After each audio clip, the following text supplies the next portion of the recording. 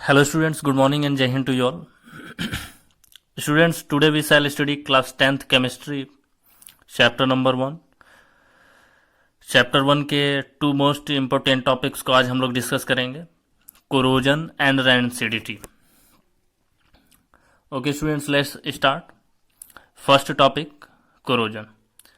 Now what is corrosion? Students, आप लोगों ने अक्सर देखा होगा आयरन के जो ऑब्जेक्ट्स होते हैं, आयरन के ऑब्जेक्ट्स को अगर खुले में रख दिया जाए तो वो वाटर और एयर के कांटेक्ट में आकर के, जब आयरन ऑब्जेक्ट्स को हम लोग खुले में रख देते हैं तो वाटर और एयर के कांटेक्ट में आकर के उनके ऊपर एक रेडिश ब्राउन कलर का लेयर बन जाता है. रेडिश ब्राउन कलर का लेयर बन जाता है, रेडिश ब्राउन लेयर. तो स्टूडेंट्स, ये जो रेडिश ब्राउन कलर का लेयर होता है इसको हम लोग इंग्लिश में रस्ट बोलते हैं, रस्ट, और हिंदी में इसको जंग बोलते हैं. तो रस्टिंग प्रोसेस जो है, तो स्टूडेंट्स इस टाइप के जितने भी फिनोमिना हैं वो सारे फिनोमिना को हम लोग बोलते हैं कोरोजन. तो आयरन के ऊपर रस्टिंग होती है तो इस फिनोमिना को हम लोग बोलते हैं कोरोजन ऑफ आयरन. तो स्टूडेंट्स, अब हम लोग समझते हैं कोरोजन का definition. What is corrosion? Definition. So students, the definition of corrosion is when a metal is attacked by,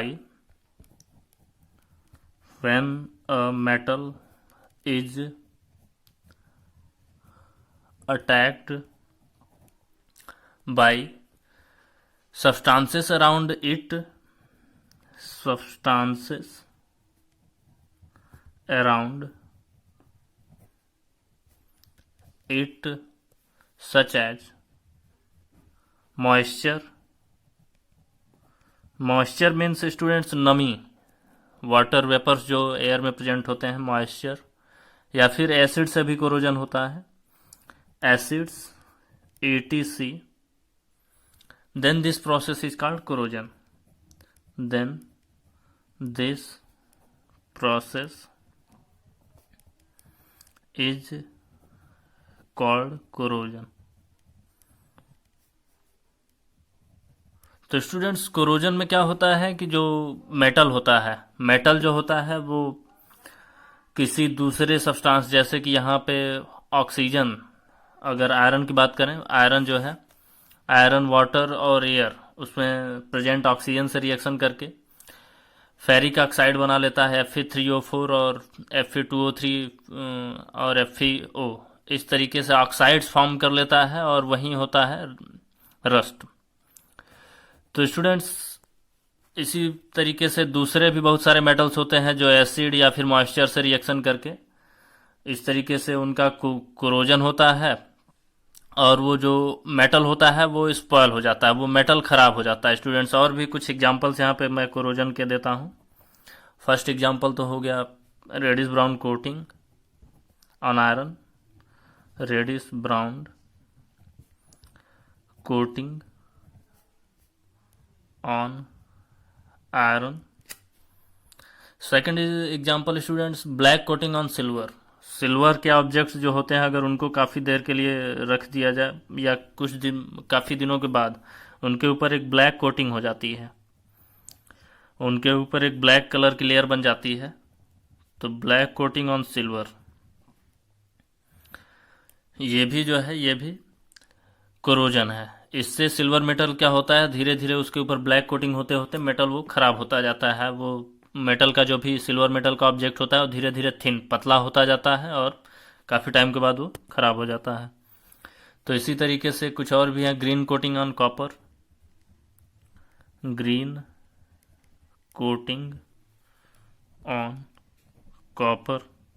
copper के आर्टिकल्स अगर हम लोग काफ़ी टाइम के लिए ऐसे खुले में रख दें तो उस पर हम लोग देखते हैं ग्रीन कलर का एक कोटिंग, ग्रीन कलर का लेयर बन जाता है और इससे क्या होता है कि धीरे धीरे वो कॉपर आर्टिकल जो होता है वो धीरे धीरे खराब होता जाता है.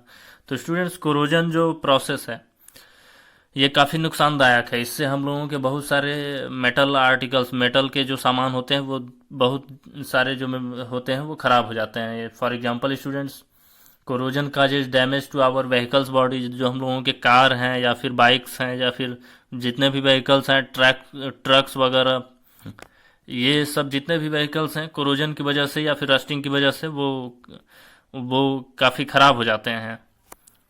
इसके अलावा स्टूडेंट्स मतलब वो व्हीकल्स जो हैं वो डैमेज हो जाती हैं। इसके अलावा स्टूडेंट्स ब्रिजेस वगैरह, जो आयरन मेटल के ब्रिज बनती हैं, ब्रिज पे मेटल्स के ऊपर रस्टिंग या फिर कोरोजन्स की लेयर बन जाती है और उससे वो धीरे धीरे ब्रिज जो होता है वो ख़राब होता जाता है। इसी तरीके से आयरन शिप्स, लोहे की बनी जो जहाज़ जो पानी में चलते हैं, उनके ऊपर भी रस्टिंग की वजह से या फिर कोरोजन की वजह से धीरे धीरे रस्ट की लेयर बनने की वजह से वो भी ख़राब हो जाते हैं। तो स्टूडेंट्स अब आते हैं अपने सेकंड टॉपिक पे, जिसका नाम है रैनसिडिटी। अब व्हाट इज रैनसिडिटी? रैनसिडिटी, तो स्टूडेंट्स रैनसिडिटी क्या है इसको हम लोग समझ लेते हैं। When fats and oils are oxidised, students जब हम लोग कोई फैट या फिर आयल जो होता है उसको अगर हम लोग खुले में रख दें तो वो एयर में यानी कि एटमॉस्फेयर में प्रेजेंट ऑक्सीजन से रिएक्शन करके ऑक्सीडाइज हो जाते हैं। स्टूडेंट्स ऑक्सीडेशन का जो डेफिनेशन है उसको मैंने अपनी पिछली वीडियोज में एक्सप्लेन किया हुआ है। तो जब कोई फैट या फिर आयल, फैट और आयल क्या होते हैं वो आप लोगों को पता है, तो जब उसको हम लोग खुले में रखते हैं तो वो ऑक्सीजन से रिएक्शन करके ऑक्सीडाइज हो जाते हैं और उनसे बहुत ही बैड स्मेल आती है। तो जितने भी फैट या फिर आयली फूड होते हैं अगर उनको हम लोग खुले में रख दें तो ऑक्सीजन से रिएक्शन करके वो ऑक्सीडाइज हो जाते हैं और उनसे बैड स्मेल आने लगती है, वो खाने लायक नहीं रह जाते। तो ऐसे सब्सटेंस को हम लोग बोलते हैं rancid, they become rancid and this phenomena is called rancidity. तो इसका स्टूडेंट डेफिनेशन राइट कर लेते हैं हम लोग। When fats and oils are oxidized, they become rancid and, तो स्टूडेंट्स ये है डेफिनेशन रैंसिडिटी का। When fats and oils are oxidised, fat और आयल को हम लोग खुले में छोड़ दें तो वो ऑक्सीजन से रिएक्शन करके ऑक्सीडाइज हो जाते हैं। Then they become rancid and their smell and taste change, this phenomena is called rancidity। तो स्टूडेंट्स इसमें क्या है कि रैंसिडिटी की वजह से हमारे ऑयली या फिर फैटी फूड जो है वो खराब हो जाते हैं स्टूडेंट्स। तो रैंसिडिटी से बचने के लिए हम लोगों को क्या करना है? To prevent rancidity, antioxidants are added to foods containing fats and oils. जो ऐसे फूड जिसमें फैट और आयल होते हैं स्टूडेंट्स, उसमें हम लोग एंटीऑक्सीडेंट ऐसे सब्सटेंस होते हैं जो ऑक्सीडेशन को रोकते हैं। तो यहाँ पर मैं राइट कर देता हूँ, antioxidants are added to foods containing fats and oils to prevent rancidity। तो स्टूडेंट्स इस तरीके से हम लोग रैंसिडिटी को प्रिवेंट यानी कि उसको रोक सकते हैं। इसी तरीके से स्टूडेंट्स आप लोगों ने देखा होगा फूड चिप्स पैकेट्स जो होते हैं, चिप्स पैकेट्स जो आते हैं, चिप्स पैकेट्स, उसमें क्या होता है कि चिप्स पैकेट्स में आप लोगों को पहले से ही पता है चिप्स तैयार किए जाते हैं, वो आयल या फिर फैट से प्रिपेयर किए जाते हैं, उसमें आयल होता है।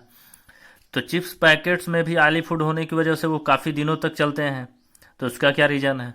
तो स्टूडेंट्स चिप्स पैकेट्स में ऑयली फूड रखने के बावजूद वो काफ़ी दिनों तक चलते हैं। इसका रीज़न यह है कि पैकेट्स में ऑक्सीजन, एयर जो होता है उसको बाहर निकाल करके उसमें कोई अनरिएक्टिव गैस, नाइट्रोजन जैसे कि हो गया, नाइट्रोजन गैस फिल कर दी जाती है। नाइट्रोजन गैस जो है उसमें वो ऑयल से रिएक्शन नहीं करता है। जो चिप्स वगैरह होते हैं, जो फूड होते हैं, उसमें ऑयल से नाइट्रोजन गैस रिएक्शन नहीं करता और वो स्पॉयल नहीं होता। तो इस तरीके से स्टूडेंट्स रैंसिडिटी को प्रिवेंट करने का ये भी एक तरीका है कि जो पैकेट फूड्स हैं उसमें कोई ऐसी गैस जो कि रिएक्शन ना करे, जैसे कि नाइट्रोजन गैस, वो फिल कर दिया जाए तो हम लोगों का फूड जो है वो सेफ रहेगा।